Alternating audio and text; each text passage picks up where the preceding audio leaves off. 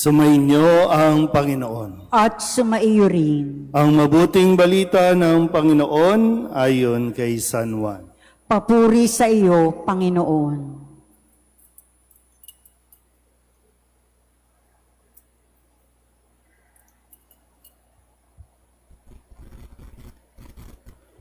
Noong panahong iyon, sinabi ni Jesus sa mga tao, "Ako ang pagkaing nagbibigay buhay.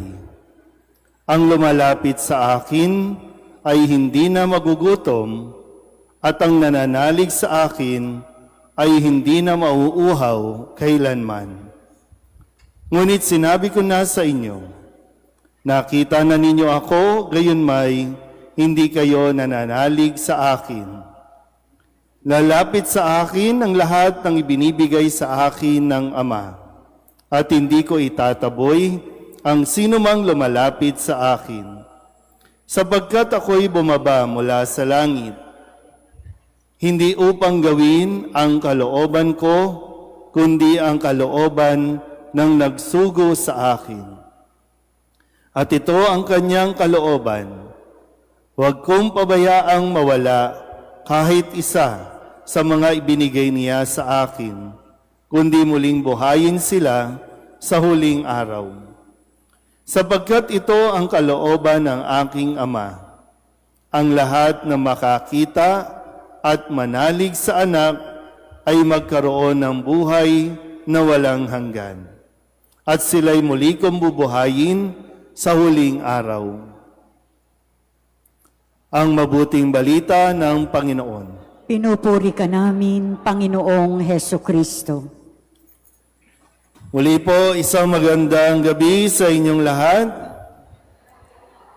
Palapakan natin ang Panginoon para sa biyaya sa araw na ito at sa mga susunod pa, sa pagkakataon na ipinagkaloob na madalaw tayo ng Mahal na Birhen ng Antipolo, no? Bago pa man maging abala ang tahanan o katedral ng Antipolo, ay naririto ang Mahal na Birhen para tayo po ay dalawin. At kapag dumadalaw, ano ang madalas na sinasabi? Pakisabi nga sa katabi, "Kamusta ka?" Diba, gano'n naman, diba? Pag dumadalaw, gano'n ang lagi nating bati at panimula, no, na pag-uusapan, "Kamusta ka?" Ngayon, kung kinakamusta ka ng Mahal na Birhen, ano ba ang maikikwento mo? Ano ba ang masasabi mo? Ang Mahal na Birhen ng Antipolo, no, ang sa Ingles, tinatawag natin Our Lady of Peace and Good Voyage. No? Mahal na Birhen ng kapayapaan at mabuting paglalakbay. Na kailangan natin ngayon, no, na maraming naglalakbay, pero hindi tiyak kung sila ba ay maliligtas. Marami rin ang nangyayari kung kaya't kailangan natin ng tulong ng Mahal na Birhen para magkaroon ng kapayapaan sa buong mundo. Pero ang kapayapaan ay nagsisimula sa bawat isa sa atin. Kaya, kamusta ka? Pakitanong nga ulit yung katabi, kamusta ka? Ikaw ba ay mayroong kapayapaan? Sige nga, tingnan nyo nga mga mukha ng katabi ninyo kung may kapayapaan yan o ano ba? Mukha pa lang makikipaggera na. Ano ba ang mood natin? Kasi kung ang isang tao, alam nyo, di ba? Kapag ang isang tao walang kapayapaan, buong mundo apektado. Kaya nga, ang bansang Amerika, no, si Trump, walang kapayapaan. Ang Iran, wala ding kapayapaan. Yung mga leader, yung mga leader. Kapag ang leader walang kapayapaan, umasa ka ng lahat na nasasakupan, hindi makakaranas ng kapayapaan. Sino ba mga coordinator dito ng mga organisasyon? Taas ang kamay. Nasaan? Tingnan nyo nga mga mukha kung may kapayapaan. Oh, no wonder, di ba? Kapag nakabusangot ang mga leader, di apektado ang buong miyembro at makikipaggera sa ibang mga organisasyon kasi walang kapayapaan eh. Kapag walang kapayapaan ang mga magulang, no, ang nanay man yan o tatay man yan, kapag walang kapayapaan, buong bahay walang kapayapaan. Kapag ang parish priest walang kapayapaan, talagang justice. Di ba? Wala tayong kapayapaan. Kaya pinapaalala sa atin ito na sa tulong na mahal na birhen, tandaan niyo po ha, sa tulong na mahal na birhen, nasa sa kanya na rin, lagi yung paalala niya, di ba? Yung paalala sa atin, tanggapin natin ang kapayapaan. Sa Ebanghelyo, anong sinasabi ni Kristo? Ako ang pagkaing nagbibigay buhay. Ang lumalapit sa akin ay hindi na magugutom, at ang nananalig sa akin ay hindi na mauuhaw kailanman. At muli, no, sa tulong ng mahal na birhen, isama pa natin ang pintakasing ibig ng gagalangin, ang mag-asawang ito na ang pinapakilala sa atin at ibinibigay sa atin si Kristo. Si Kristo na tinapay ng buhay na kailangan tanggapin at kainin nang sa ganon mabusog naman tayo. Kasi kapag ang tao, tandaan niyo po ha, kapag ang tao gutom, may hirapan itong magkaroon ng kapayapaan. Gutom, hindi lang sa pagkain, pero unang-una, pag gutom ang tao, magkakaroon ng chaos, magkakaroon ng kaguluhan. Pag nagutom na ang tao, magagawa niyang magnakaw. Kapag nagutom na ang tao, magagawa niyang makiapid. Kapag nagutom ang tao, magagawa niyang manloko. Kapag nagutom ang tao,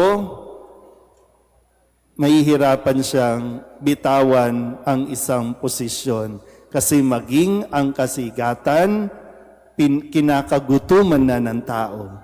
Maging ang posisyon o kapangyarihan, kinagugutuman na ng tao.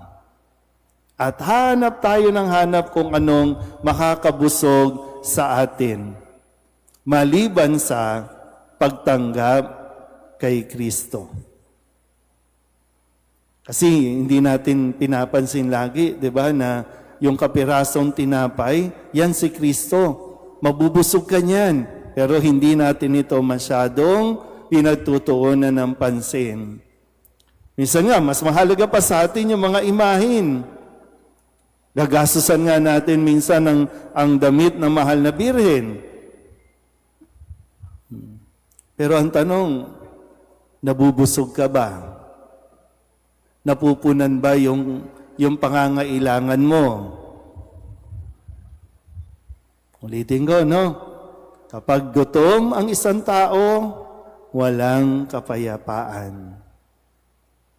Kaya sa tulong ng mahal na birhen, para yung nire-reinforce din niya na pakinggan mo yung sinasabi ng aking anak. At anong sinasabi ng anak? Kumain ka. Para lumakas ka. Uy, kain. Kailangan ba ng pat-pat para, sige, may kakakain? Kasi di ba minsan, ang dami niyong pag-iinarte pa, di ba, no? Andi dito ka na, hindi ka kakain. Kesyo sasabihin mo, hindi ako karapat-dapat kasi may kaaway ako. Hindi ako karapat-dapat kasi meron akong niloko. Andi dito ka na nga eh. Tapos mag-iinarte pa. Kadalasan ganyan, di ba, no? Nag-iinarte pa. Kailangan mo nga lumakas. Para nang sa ganon, mas maging malinaw ang iyong isipan. Mahirap turuan ng isang taong gutom, di ba? Kasi naglalaban, alin ba papakinggan niya? Yung utak o yung kulo ng tiyan? Kaya ganun din yung paulit-ulit na sinasabi ni Kristo at sasabihin pa niya ito sa mga susunod na araw. Siya ang tinapay ng buhay. Ang kumakain ng tinapay na ito, mabubuhay.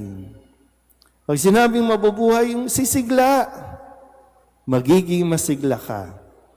At yung bang need, no, na mapansin, yung need mo na maasikaso, mapupunan yan ni Kristo. At tanging si Kristo lang talaga, 100% ang makakapawi ng kagutuman natin.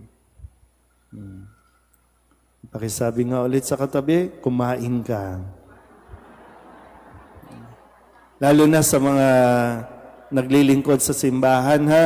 Kung gusto nyong maglingkod sa simbahan, kumain kayo. Hindi kayo alipin. Na kapag, di ba, pag yung mga sinauna, pag alipin o katulong, katiwala, di ba, yung mga chimay, mga ganun, no? Hindi ka pwedeng kumain.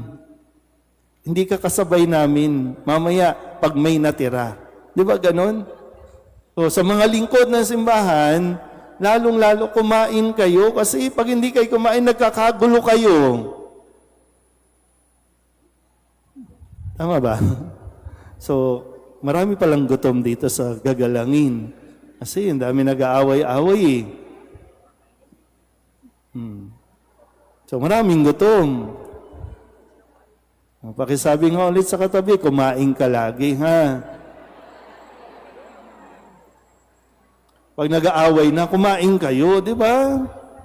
Di ba yung sikreto naman, di ba? Pag nag-aaway na, pakainin mo yan, tatahimik yan eh. Gutom lang yan. Eh pag gutom, mainit na ang ulo. Gutom lang yan kasi walang kumakalabit paggabi. Gutom lang yan. Di ba? O gutom lang yan. Di ba? Pero lumapit tayo kay Kristo. Lumapit tayo kay Kristo. Kasi ito yun naman yung pangako niya. At muli, no? Simula sa araw nito, pakinggan natin, buksan natin ang ating mga puso't isipan. Samahan natin o sasamahan tayo ng mahal na Birhen para nang sa ganun, mas maging mabuti ang ating pong paglalakbay. Kasi ngayon pa lang, dito pa lang nagsisimula ang paglalakbay. At para matapos natin, makarating tayo doon sa langit, kumain ka. Kasi pag hindi ka kumain, baka hanggang dito ka lang.